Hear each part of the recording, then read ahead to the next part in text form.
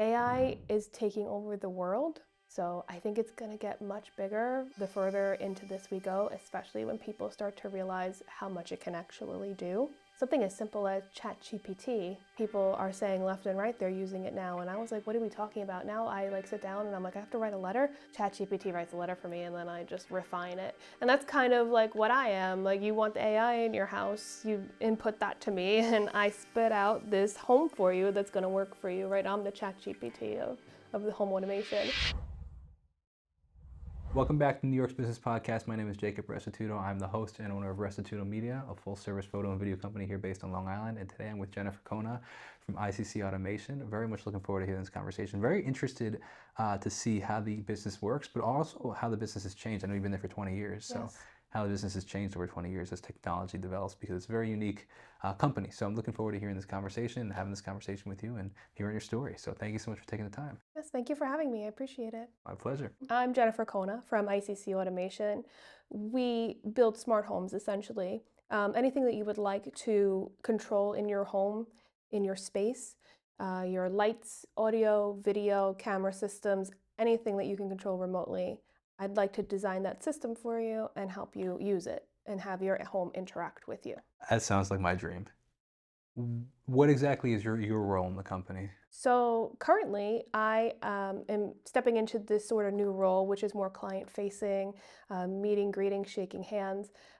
But when I started with ICC Automation a long time ago now, I was just answering phones. So I've graduated through every single position you could imagine in this company. If you can think it up, I've done it. I'm really curious, as we were talking beforehand, how the industry has changed over the past 20 years. You said you've been here or I've seen on a post on the social media that you've been there 20 years in Yeah. your bio.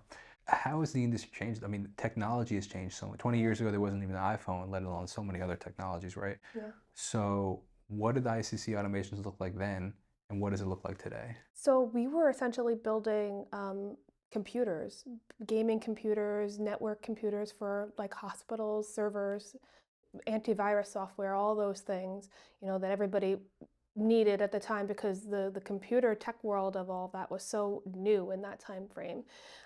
Everybody sort of was just starting to have a computer inside their home. And, there were all those outlets out there, the Dells, the IBMs, all of those Apple that you could get. But people having something that was unique to them and their style and their system was important to them at that time. And everything has changed so much since then. People still use computers, but they don't use them the same capacity that they used to. Now we're using tablets or our phones to do everything. So through all those years, as the technology changed, we had to mold along with it. So while we started building computers, we recognized that we had to evolve. We started installing audio video systems. That was the first step outside of what the norm was for us, where we would hang televisions on the wall, install speakers for surround sound systems, um, you know, put old volume controls on the wall that you'd walk in and be able to change what you were listening to within a room. And every couple of years, the industry would just completely take off in another direction. And we kind of took off in that direction with it, all the way up through where we are right now, where you can walk in and control your home by, again, pushing a button on the wall or by using your phone, which is what most people do, but also by voice activation. You can walk in and tell your home to do something and it does it. Which sounds incredible. It's funny. There was a movie when I was a kid that was the idea of a smart home way before smart homes were even a thing. Um, and well, the irony of the movie is like it ended up being a disaster. The home tried taking over, kind of thing. But even as a kid, the idea of the automation seemed incredibly appealing. Now, not as a kid anymore, it's still very appealing. I really admire the industry pivots. Um, Even in just our conversation, you talked about the fact that originally it was just computers, and the average consumer, the average adult doesn't even, teenager doesn't use computers the way that we used to. And I find that actually really interesting. And it's pretty enlightening to me because I use computers every day. My line of work in media, like I can't really do my stuff from my Yeah. phone. But my wife, who's a nurse, very, very rarely pulls out her laptop. Very rarely. Granted, she uses computers at work for charting and stuff, or tablets and stuff. Um, but it is really interesting. In most lines of work, you're not really pulling out, or not even work, just particularly leisure, actually. You're not pulling out a computer. And for a computer industry or a computer company, that's a really big industry shift. Yeah, it's so crazy because even myself, for what I do, I don't use my computer. I do have a tablet that I use. I go to work, I set it up on my desk. I have monitors set up and I'll work from that because it is easier to work that way when I'm sitting at my desk. But generally, if I'm out in the field or I'm home or wherever I might be, I'm not grabbing my laptop and powering that up and all the things that go along with that. I'm using my phone or just my tablet. And that's how most people are doing things these days. Yes, they have to use them in a really specific office setting, like that really structured office setting, but anything outside of that, nobody's using it anymore. Yeah, I mean, my wife's printing things and doing all, geez, you could buy a car off your phone at this point. Yeah. It's really interesting. And so I admire the fact, one thing I talk a lot on this podcast about with business owners, because it typically ends up being a part of their story is pivots. And the reason I'm having the conversation with the business owners is because they're typically still in business, which means that at one point or another they had to pivot because the industry changed, or a lot of business owners talk about COVID because it was uh, a defining point of their career where they realized whether it be a restaurant or whether it be a construction company, like everything shut down. So how do I stay in business? How do I stay afloat? And that you typically for a lot of businesses was a pivot point where they realized I need to do something, otherwise I'm not, and then it opened up a whole nother industry for them. Yeah. So COVID was sort of the opposite for us.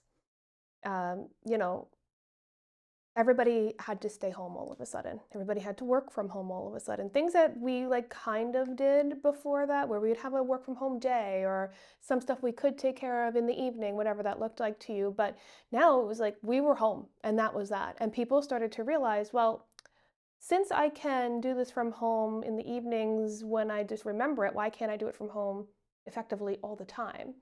So, and then businesses as well, who were not opening their doors anymore because we weren't allowed to be near each other, recognize that I need these people to be productive when they're not sitting, next to each other inside the same building. So actually for us, COVID was a takeoff.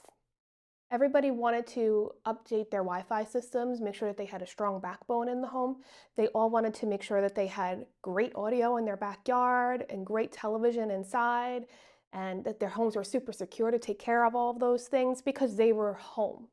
That was the time we spent the most in our homes, and people were realizing then, like, we weren't going to the movie theater, we weren't going out to these things. So we actually really super took off at that point. And I almost want to say I'm grateful to that time because it also taught us something. It taught us that just because things are this way doesn't mean that we have to conform to that way.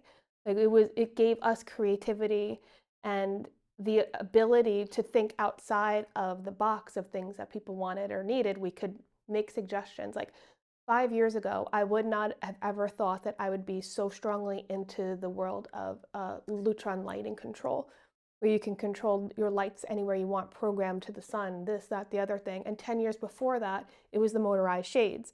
Everybody wanted to start doing motorized shades so they could start protecting their assets. Shades close when the sun's too high or it's gloomy out, and the light now can change to mimic the sun outside. Everything changes so quick for us. So COVID was a time that we could really stop, think about what those things are, and say, we can do this now also. And so it helped us grow. Mm. Almost a strange thing to say. Well, it's funny you say that because a lot of businesses that I talk to relate to that because because typically the ones I'm talking to end up being successful. And that being said, like they pivoted during that time period and then it was a large stepping stone for their business. What I found in mine, what I'm curious to hear about with you is I found that there was such an influx of, particularly in my work, at that time, I was doing the online media stuff, the YouTube stuff. Everybody was home. Yeah. My channel was I think that, we were talking beforehand that the YouTube channel that I had, but back then I think I had 2,000 subscribers, which is still a lot. I'm not diminishing that. But then that first year, 2020, I think it went from 2,000 to 20,000. And then it went from 20,000 to 100,000. Yeah. And, and now it's around the 150 range. But that being said, like, I had such an influx, and then it was then it wasn't maintained. I'm curious. Did you guys have to pivot accordingly because like there's so many people at home, and now people aren't at home as much, and now it's like, not that you got failing, but like that it wasn't as busy. And Yes. what does that look like for It's business? interesting that you ask me that because until September of 2024, I would have said absolutely not. We are still jamming, can't stop, won't stop, right? And then we started to notice a little bit of a downtick in September, this past September, and it was odd. And then we went into the cold seasons, and there was an even further downtick, and all the way to the point where like we came into January and February, and I have, two counterparts who were, everybody was concerned, rightfully, probably me more so than anybody, just because that's my personality. We were like, what happened? What happened? What happened? And now we're in a point where we're like super busy again. And what we're noticing is that everybody didn't just slow down. It didn't just stop. We fell back into the patterns we were in before COVID. I forgot that we would say that we had that downtick right after Labor Day. The winter is the winter and it's quiet and we're like trying to catch up on paperwork and processes, and then April, May rolls around and we go right back up. That's the trend I just saw happen, and I hadn't seen it in 5 years. So it was so scary to sit and think, like, what have we done wrong? How did we have such a hard left turn? How did this occur? It's not. We're just going back into the patterns that were typical for our business. I'm laughing or smiling as you're talking because an hour before you came, I was on the phone with somebody. I was talking about my business and how scheduling, which I appreciate the reschedule because scheduling's been crazy I lately because know. business has been booming, Yep. but it wasn't 4 months ago. And I was like, again, kind of concerned, Yeah. but I just was reminded of like, oh no, it's just the cycle because it's the cycle of business. And for any business owner listening, I think it's an interesting thing to like look at your cycles and like rather than if you're just too in the day to day, it's like, oh my gosh, what's going on? Yeah. But if you look back and be like, oh, every November, like for me particularly, every November through February or March is pretty slow. Yeah. But then April through October is a little more busy than I'd probably like it. Yeah, yeah, we seem to have the same cycle of time for us. That's the same exact cycle when we're like busy and less busy. And no matter what, if I'm less busy or more busy, I'm gonna feel a way about it. I hear that. So learn to be content about it in the Yeah. process. But I'm curious again. So let's talk like just even let's talk clientele. Actually, I'm curious about your typical demographic. Mhm. Are you? I guess I should follow up on the question. Sorry. Are you? Um, can you explain a little bit like of who you see your typical demographic is? Like what the typical, maybe not necessarily price range, but like is it only high end work? Do you come and do smaller projects? What does that look like for you? So I would say that mostly our clientele is more affluent, you know, you know, on the higher income side of what, we're used to, right? I do have a very large base of people who are like right in the middle too, who just like really love tech and really want like conveniences and stuff like that. And we also do alarm systems and video surveillance. So we also have a group of people who are not like the celebrities and not the high income people who are just like you and I walking around every day who need these conveniences, alarms and stuff like that as well. So I have a really broad base of people while our target market is the high net income. I'm curious what you do for branding in the sense of like market acquisition. I'm curious, like, so if the high net worth individuals that are living in the Hamptons or Manhattan, do you service the Hamptons to Manhattan, or what service area do you cover? Yes, we say Montauk to Manhattan. That's our broad spectrum there. So if you're here, we do it. So how do you get new clients? What does that look like? What does Yeah. acquisitions look like? So a lot of our referral system is through interior designers. We work very closely with interior designers, and that is because having your home be beautiful and us maintaining that beauty is super important to us. And we also work with contractors, builders, home organizers, architects, electricians, and that's how most of our business is passed. People who are looking to do new builds are in touch with their contractor, they bring us in. We have people that are building new homes that we are able to bring contractors in. It's mostly word of mouth and referral passing. How do you maintain those relationships? I'm curious, like what that maintenance looks like, Yes. but also obviously providing great work is, a precursor to any of that. So outside of that, but also how do you find you build new relationships? So one of the highest compliments we can receive is by one of my clients specifically referring us to somebody they know. So in order for that to be an ongoing process, we really pride ourselves on not just the tech and the tech working, but the tech being beautiful, that it fitting your home aesthetic as well. that it's part of your overall look and not something that's going to stand out like a sore thumb. So that's super important to us. And besides that, it's also our accessibility. We want to say that we offer a white glove service, and that has a whole other realm of things that go along with it, like our accessibility, making sure that they can get us when they need us, when it's time, not just when 9 to 5, Monday through Friday. So the fact that we are highly accessible to them, I think, is one of the things that they really like also, because they know when something happens, they can call Jennifer, they can call the office, and somebody is getting back to them quickly. So every business has its, I guess, questions or misunderstandings or misconceptions, I guess is the word I'm looking for. And I think that there's a conversation that people may or may not be having about uh, like all the radio frequencies and stuff in the air and concern about cancer and stuff like that. Is that a concern like that you get from potential clients that say, oh, if I don't know, what did you say, smartify? Like, if I make my home a smart home, Automate, if yeah. I automate, thank you. This I obviously like my Smartify, I might use it. my home is not automated, as we could tell, so I don't have the terminology. It's But okay. if as people automate their homes and say, "Hey, I'm interested in automating, but I'm a little concerned about the," and I'm just playing the advocate here, right? It's like, I'm a little concerned about all the Bluetooth or all the Wi-Fi running. Like, what is your comment to them, or is that not a question you even get? I do not get that question often. More times than not, when somebody wants this, they are already resigned to the fact that they're going to be drenching themselves in Wi-Fi signal.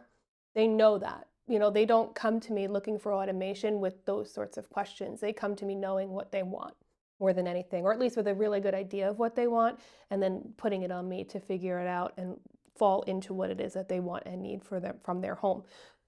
That being said, I've not gotten that question. It's just very rare. And, really the choice is, do you want it or don't you want it in the end, really, because there's no escaping it, really. I can put 500 wireless access points in your home for Wi-Fi coverage, or I can put two, right? So you're going to minimize the amount of wave signal your body is going to take on, but your neighbor could have 3,000, especially if you're in the city and you're in a high rise. You are living amongst this all the time. Well, one comment I have about that I find interesting is the fact that you aren't getting that question a lot. So it's actually a great, like it's not a friction point, Mm, whereas a lot of businesses may have to do a little bit of convincing to their clientele, and the fact that you don't. yeah. Do you find that you have to do any sort of convincing in other areas, or is it just kind of like, hey, they come to you knowing we want this, Mhm. and or something like this, and then do people have an idea of what they want, and then you recommend something They different, do. or One of the biggest challenges I think that we have right now, or one of the biggest things that we have to quote unquote convince, is that all of the DIY solutions out there are not really what you're looking for. mm, So if you come to me and you want, to voice activate your house, I understand that Alexa can turn your lights on. I know that. But you're spending millions of dollars to build this new gorgeous luxury home. You're gonna put a whole bunch of these small Alexa dishes all over your home. That's generally not the look, it's not the feel, and it's not that high-end custom design that we offer.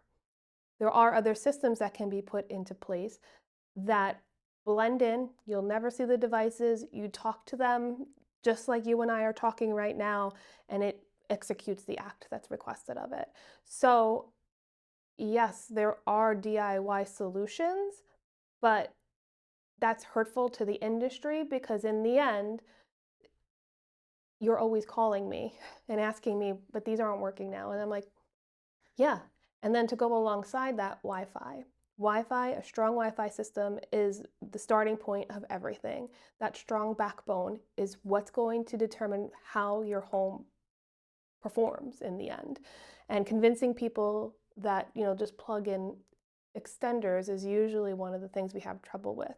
It's best always to have a hardwired system, so we usually go through that information as well, so I can convince them that this is the right way to do it. To have a really, really strong Wi-Fi is important. do you find that when you're having these conversations, you end up with a lot of pushback after the fact? Do people kind of see the understanding, like, oh, wow, I see why you would do it that way? No, they generally understand. Yeah. I mean, you get the one-offs where somebody really does push back and we do what they want, because in the end, it's their home, their dream. I'm going to execute that for them.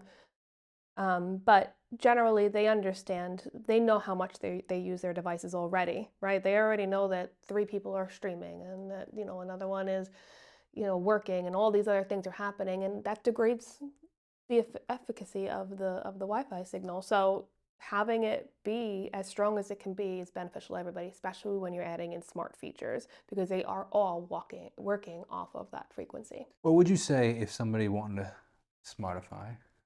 No, if somebody wanted to automate their home, Mhm. what would be the first thing that you would recommend? That's a great question.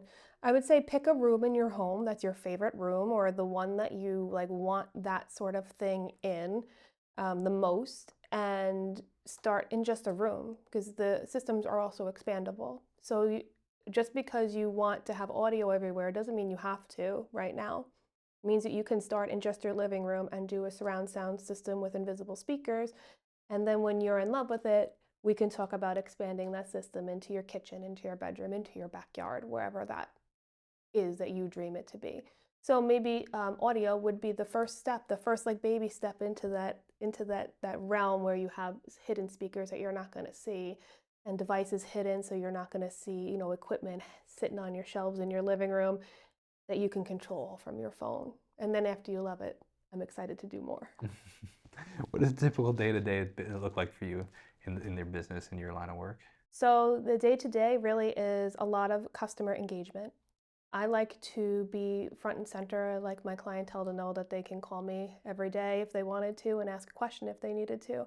So it's really managing a client's expectation all day long. Is your client, just to interrupt you really quickly, Mhm. is your client typically the interior designer or the actual homeowner? Generally, it's the homeowner. Okay, so the interior designer then refers you to the homeowner and then you're connected to the homeowner? Yes. So it's not like you're working through an interior designer often. No. So our work with the interior designer usually starts right in the beginning. Getting us in earlier, the better, is how we are able to integrate with the aesthetic of the home. So now, whether that's the interior designer or the contractor, builder, whoever that might be, they have those initial meetings with us so that everybody's on the same page and we understand what the overall vision is. But 9 times out of 10, the interior designer, the contractor, they don't want anything to do with me and my team. They don't understand the tech. They don't want to be involved in the tech. They don't want to be responsible for the tech. You name it, they don't want it. They usually hand us directly to the homeowner then because it's such a personal thing that we do because your home is going to interact with you and you're going to interact with your home. So they generally don't want anything to do with that. More than that, after you have had your home wired up by your electrician, what is your relationship with your electrician after your home is done and you're living in it? It's None. generally non-existent. Non-existent. That's not the same for us. We're a part of the house's lifetime now. You know, things need to be upgraded, repaired, fixed, changed to how you live every day because you find that you live differently than when you did when we first installed the system. So our relationship with the house itself is everlasting, really. So really, the homeowner has a relationship with us outside of everything else that happened during their renovation. I'm curious, you mentioned at the start of the conversation that the industry is always changing. What do you find is currently the new tech that you're integrating into people's homes? So one of the big ones is a system that we would like to install called Josh AI, and it's a voice system where you can walk in and ask Josh to do whatever it is you want to do.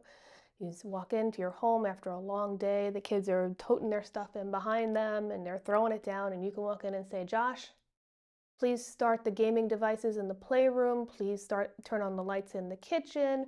Please make sure that the TV in the bedroom is set to my favorite news station, or pick up my Netflix show. And Josh will take all those commands and turn it on. And when you walk in, your things are already happening. It's very cool. But that being said, as well, I'm noticing a downtick in technology. People have a little bit of a technology fatigue right now. Mm. Everything was bells and whistles, everything, everything, everything. Everybody wanted everything to do everything, super cool stuff. I'm into it. But I'm watching people want more simplicity now. They don't want big remote controls to control every single thing. They would much prefer, because they have their phone in their hand most of the time, to just go to an app and hit play, stop, on, off, dim, whatever that looks like to them. So I'm watching people actually almost dial back on the tech a little bit. So one of the things that we're doing to kind of fight back against that dial back is the beauty. Making sure that everything looks good is really important to us, and that's why working with the interior designer is so important as well. Can you elaborate on that? Making what look beautiful, and in what sense does that Yeah, mean? making the tech look beautiful rather than just walking in and having a big black rectangle on your wall and you know that's the television. Interior designers hate that because it's ugly. Having round speaker grills all over your ceiling, they're ugly. So what would be examples of both of those things Yeah. that you would do? So they have m- made leaps and bounds with the audio right now. You can have speakers installed, invisible speakers or small aperture speakers. Invisible speakers are exactly what they sound like. They are invisible. They get installed inside the wall. They get plastered over and painted over, and you would never see them. And it turns, How does the sound not yeah, Has the sound not degraded? it's just not. I mean, they've perfected the technology so much. It's unbelievable what you can achieve with it. They also have made small apertures, so they're so small, the opening in your ceiling, and they look like they mimic like what your hi-hats or your fixtures look like. And they're able to do finishes over them so that they look exactly like whatever you painted or faux painted or wood or whatever you put so that everything looks the same. Like you can walk in a room and not even know it's there. And when you walk in the room and not know it's there, I know I've done my job. I'm curious the TV example instead of the big black screen on there. What do you guys Mhm. do for that? So Samsung, the biggest thing on the market right now, Samsung has the Samsung Frame television, um, and you're able to upload anything you want into the Samsung software and have that display on your television. And they make beautiful frames that go around them as well, so it looks like a picture. And the art looks like a piece of art. It looks like whatever you want it to look like. You can put your family photo up there. You can pick a Picasso. You can, whatever it is you want, you can have it display up there so it's not just the big dark box. Sony has their version of the frame as well right now. And so we've been doing more of those. Really nice to look at. I've seen those. They're actually pretty impressive. Yeah. In fact, I was like, I didn't even realize there was a TV for the longest Yes. time. So it is very impressive. Um, I'm curious, I'd like to talk a little bit more on what you were saying with uh, I guess the minimalism of technology, and what you see with the industry for that. Obviously, you mentioned that you want to go, you're focusing more on beauty rather than just, for example, just Mhm. I guess convenience and features and stuff. But what does that mean for the industry? Like, where do you see that going, and how do you pivot for that? It's yet another pivot. It's exactly correct. And that's what we're doing right now because so many people don't want to use the tech, don't want to use like the clumsy remotes, things like that. We're focusing on the things that we know are going to be a showstopper, and they are not the tech. Motorized shades, window treatments, things like that, that are installed once. They look beautiful in your home. They're clearly not tech because you can't see a motor or anything like that, but they still work as the tech, right? They're programmed so that way they come up with the sun if you want them, down with the sun, come down halfway through windows during the middle of the day when you know that all the sun is coming in those windows to protect your upholstery, your tapestries, your art, things like that. Also, the lighting control. Um, there are these awesome uh, lights now called Ketra, and they're made by Lutron Ketra, and they are able to mimic the light outside so that they can change inside your home all day long depending on what time it is and what position the sun is in the sky. It can make that light mimic inside your home as well, which comes in really handy if you have a room that's small with maybe just one window, or closets with no windows, or also a gloomy day. It also seems very interesting for the idea of my line of work with photo and video. You're always trying to use the natural lighting, and if you Yes, could have a room match the natural lighting, yes. it would be a very. That seems like a great Yeah, opportunity. it's one of the things I like to bring up sometimes too, because one of the things that I'm able to bring to the table that my counterparts, my two male counterparts, are not able to is that I'm a girl. So there are not a lot of girls in the tech industry, in the trades, in any of this. I'm like very often the lone wolf. So I'm able to bring something else to the table that they can't. So one of the things I like talking about, since you brought it up, is that I wake up every morning and I brush my hair and I put my makeup on and I'm looking at this person in the mirror and I'm like, all right, Jennifer, you got this. You look good. Head out for the day. And then I get outside and I take out my phone and I'm like, oh my gosh, who is that? Like, how did I miss that? Or how did I, right? Because your lights are not doing what outside light does. We can make the lights in your bathroom do that, right? So you're always looking your best, especially in this time when everybody's always taking a video or a picture and posting on social media, or you don't even know it sometimes, it's just happening. You know that you can look your best, and that's important too, to get that voice sometimes, to know, like,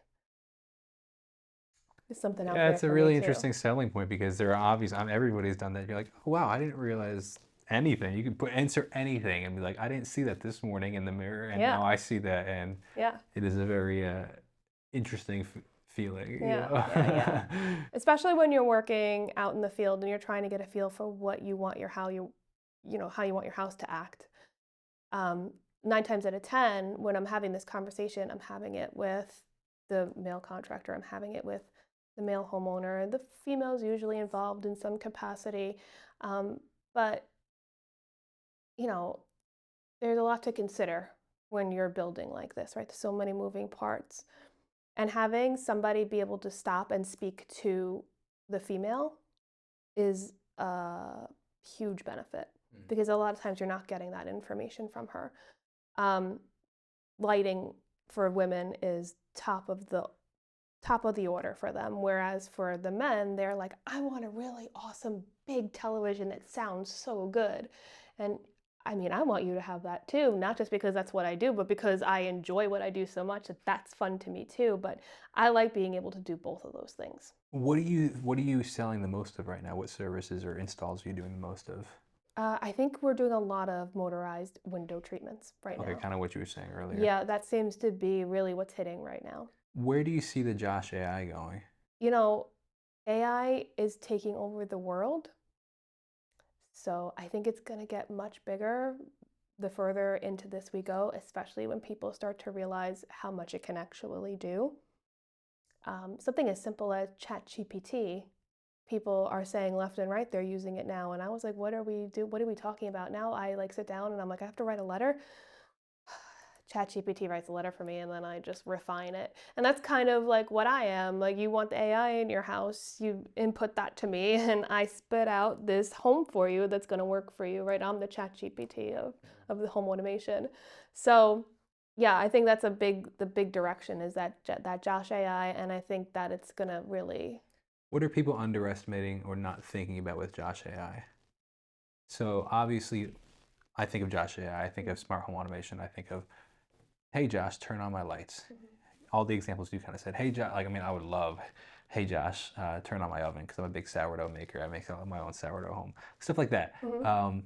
Those are the obvious Yeah. ones, but you kind of were starting to talk about as AI starts to evolve and or become more, I guess, popular, Mhm. that people will realize the really in-depth things. What would be some examples of that? I think some of it would be eco-friendliness, making your house more eco-friendly by utilizing some of those technologies. Can you expand on that? What does that Yeah, mean? not having things on all the time, right? Oh wow, yeah, So you interesting. can tell it to turn things off, turn that on, do whatever you want it to do so that's not on all the time.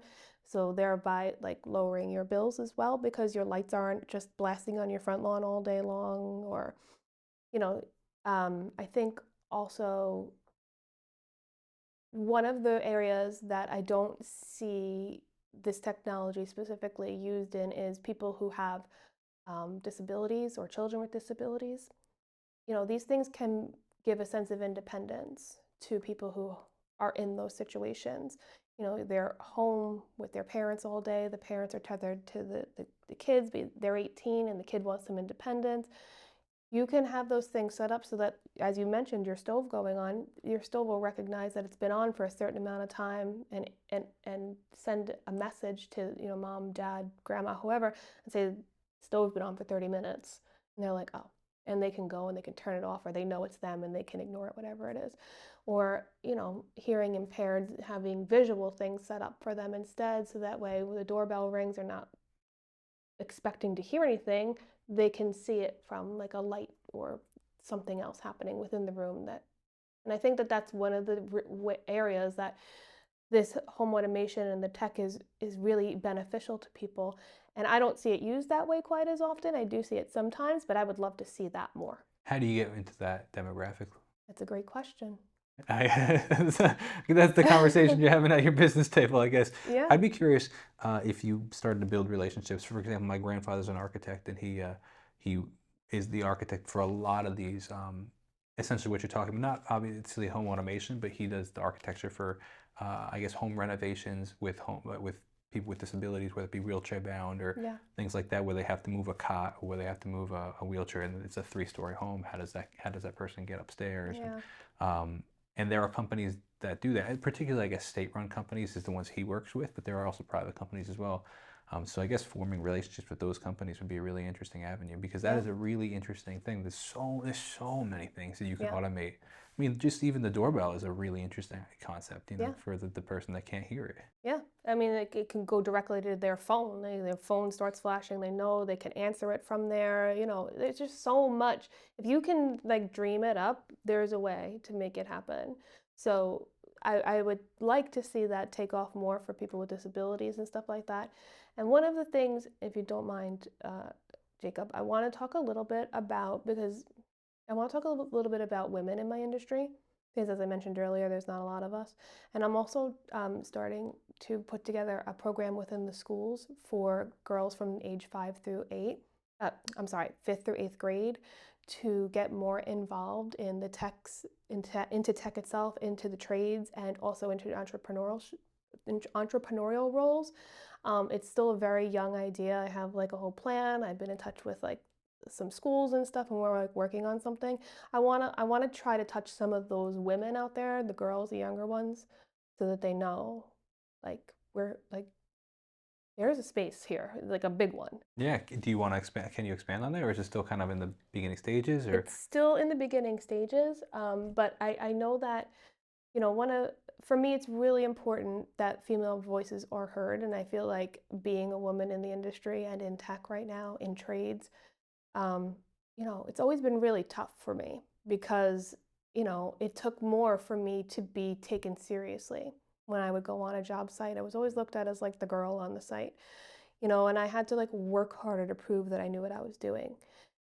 Because of that, I was out there in the field. I was digging trenches. I was pulling cable. I was doing all of those things. I've done my time. I would love there to be a time when a woman electrician walks onto one of these job sites and it's not an eye is not batted. I'm the lone girl, 9 times out of 10. And there's so much opportunity here in the trades and in tech. There's a wide open lane for women. And I really want to encourage women, young girls, to really get out there and get their feet wet and start understanding it and putting themselves into these roles earlier. And that's why I'm working on this program with younger girls to show them this is a possibility for you.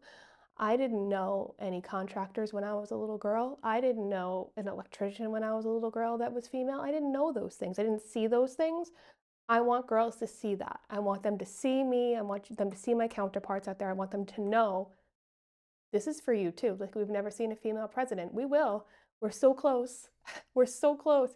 And I think that for us, it's the same thing. We're just like on this cusp of this thing that could really take off because women offer something different and exciting and just a different point of view that's really needed and welcomed. I'm curious now. You got me curious about what the I guess curriculum or how what does that look like? Like what is you get the fifth to eighth grade, you bring in other women, and I guess is it sharing their stories Mhm. and kind of inspiring the students, or what does that look like? Yeah, it's sort of like mentorship.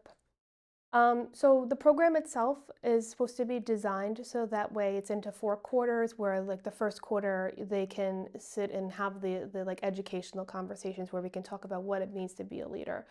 What are your goals, those things. And then I also want to put it into effect through the rest of the quarters. An actual activity showing the girls how to move through those steps because we talked about this before we started. There is no blueprint, right? There is no like, well, if you do this, A equals B equals C equals D, right? I come from a time when I was in high school that everybody said you have to go to college or you will be nothing. You have to go to college or you're never going to make enough money. You have to go to college. I went to college and I came home. Did not want to do it. It was not for me. There are other lanes. Kids are understanding that now. Parents are understanding that now. So you didn't finish college, is what you're saying? I didn't. Wow. So the role that you have now is without a college degree. Yes. I mean, you're talking to a college dropout, so like I very much relate, but I wouldn't have expected that. And I think that is inspiring because I think I would agree with you, depending on obviously what like for example, we spoke about the fact that my wife's a nurse. You can't be a nurse without a college degree, right? But Yes. for other industries, it may very much not be necessary. In particular, $100,000-$200,000 in debt is more than likely not necessary for a Yes. lot of these industries that people are going in. Exactly. Anything you can do with your hands, as I like to tell my nephews, is something that can't be replaced by AI because that is the direction we are going in. We are going to be computer run, just like that movie you watched when we were kids. Become self-aware and we're all going to be out of jobs, right? Not an electrician who has to physically use their hands, install a device. Like, Oh, I talk about a lot. I don't know if it's even particular in this podcast, but also just in general when the AI conversation comes up, because AI comes up pretty frequently in this podcast because the industry is going there, and I think it's the hot topic. It's the it's just as 20 years ago people were talking about computers, now they're talking about AI, and I use this.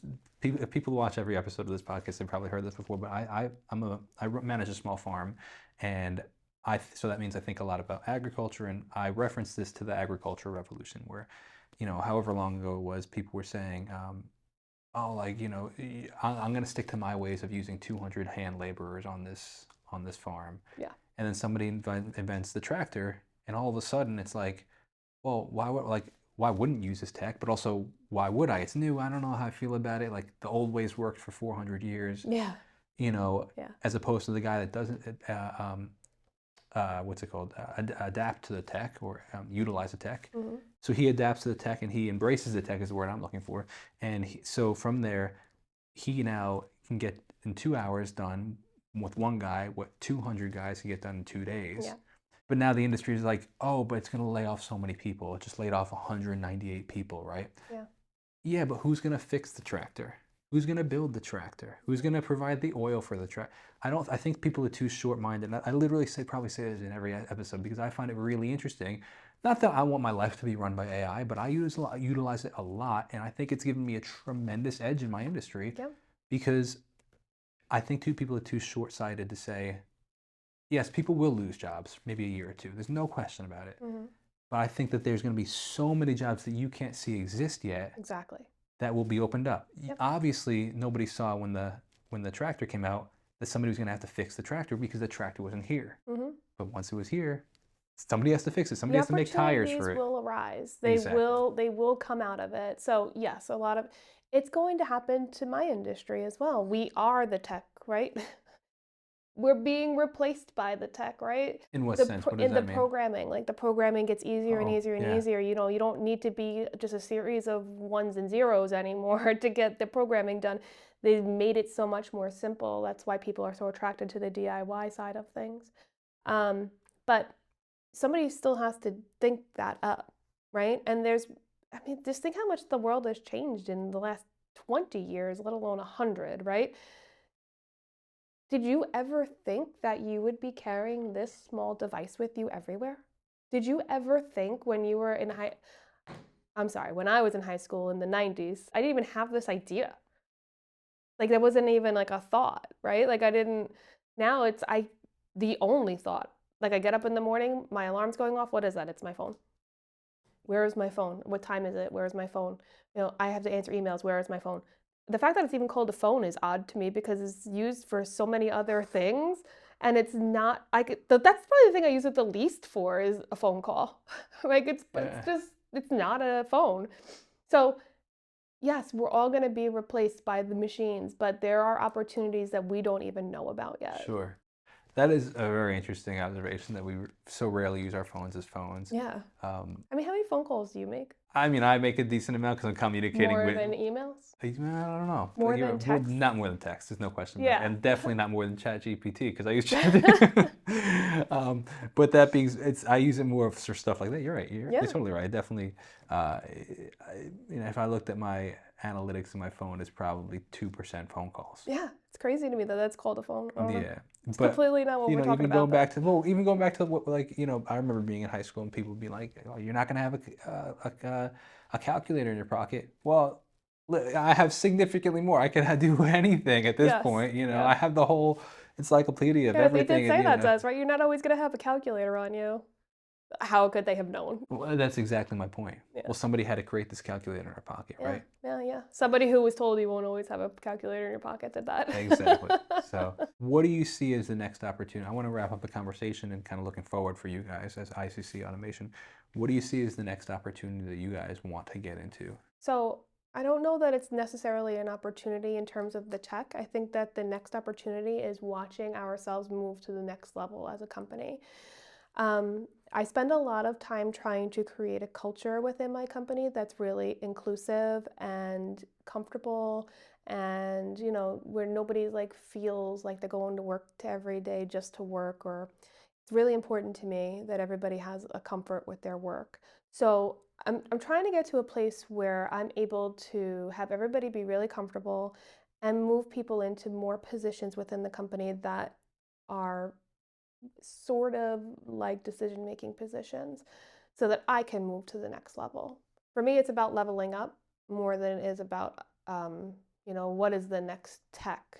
The tech obviously is what makes me level up, but that's what I'm looking for right now. And that was the motivation behind me changing my role at the beginning of this year and becoming more client facing and doing things like podcasts and interviews and social media and all that, because I don't think that we were keeping up with the tech the way we should either. Hmm.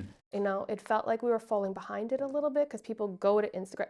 I'm not going to book a job because somebody likes my Instagram. It's not going to happen. What is going to happen is they're going to go to the Instagram, know that we're an actual real company, like, oh, they exist, and look at the things that they do.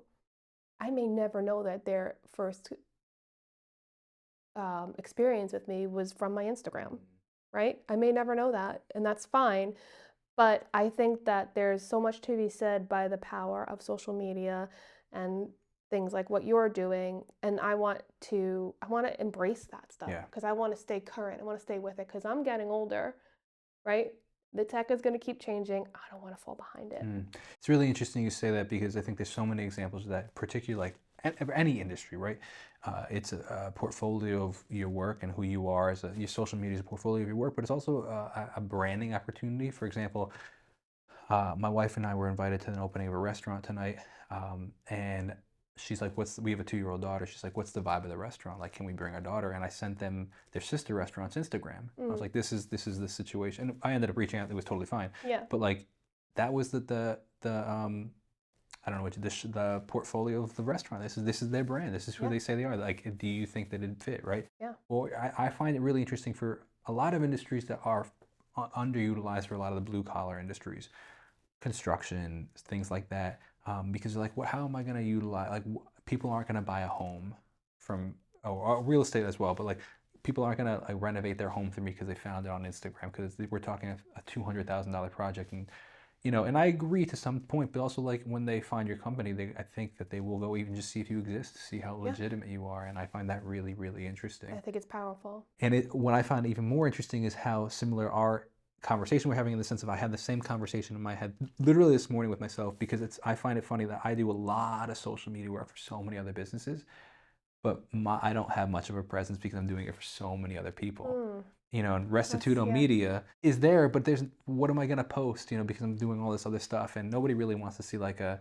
least in my industry, like, oh, hey, look at this photo I took for this company, right? Like I should really be doing more behind the scenes stuff, and this is what it's like for the industry. But aside the point, you're so involved in tech, but then you were talking about prior to this year, you're not embracing the tech yourself. And how ironic is that I Yeah. find so many businesses are doing that. Yeah. It's like the classic example of the construction worker that has like 50 half-finished projects at his own home. Yeah. Because he starts, but he's so focused on everybody else's project because you're a business owner, Yep. that you don't end up bringing it in-house. And I think what you're saying is leveling up is really focusing on, okay, how do I actually use my industry to benefit myself and the business? Yeah.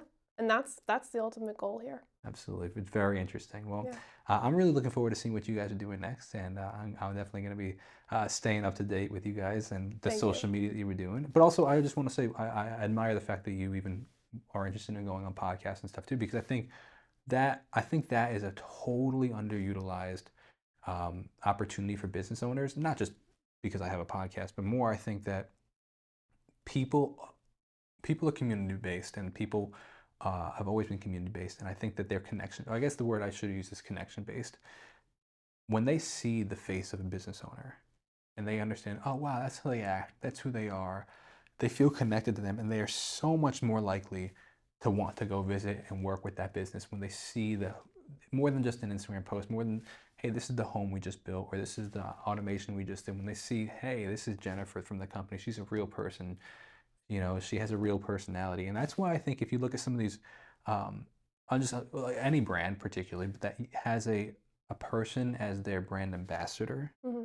For example, if you just say one of the front of house people from a restaurant that's always on the Instagram, always talking about the food, holding the food, people say associate that person with the brand, and then they want to go because they think that person's cool, or they have a fun personality, or they. Yeah. And it just makes such a difference. And I think that that's like totally underutilized. So I think that's really cool that you guys are embracing Yeah, we're trying to. Yeah. It's been a journey. that. But there's excitement to it as well because I just know, because I am excited about my work and what I do. I love my work and I love what I do. I can imagine nothing else for myself. So, getting that word out there about that thing I love so much is just Yeah. means so much. Yeah. Well, it has been a pleasure talking to you. So, if you are a business owner, I first want to say thank you to you, Thank you. but also thank you to anybody that's listened to the podcast. If you're a business owner, or you know any business owners you think might be a good fit for this podcast, please feel free to reach out. Definitely, if you are interested in anything we've had a conversation about, reach out to ICC Automation. You can go to their website or any other things like that. It's just iccautomation.com, and we'll see you in the next episode. Thank you so much. It was a pleasure. Thank you. Pleasure.